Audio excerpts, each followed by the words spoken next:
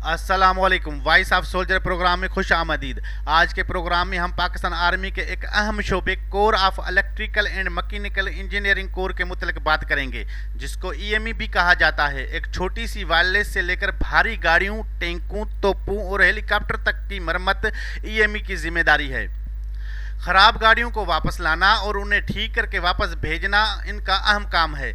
इसके लिए मुख्तलिफ सतहों पर मुख्तलिफ वर्कशॉप कायम किए जाते हैं, जिसमें जंगी सामान की जांच पड़ताल के बाद उनकी तैयारी और मरम्मत की जाती है।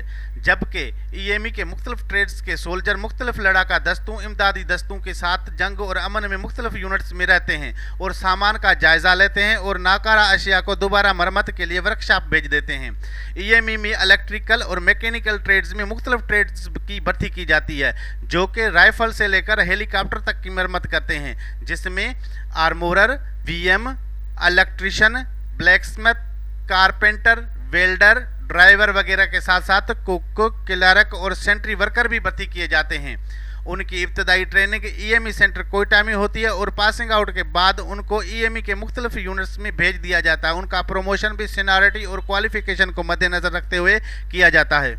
आपसे गुजारिश है कि चैनल को सब्सक्राइब करें और बेल वाले आइकॉन पर क्लिक कर दें, ताकि मेरी आने वाली नई वीडियोस का नोटिफिकेशन आप तक पहुंच सके।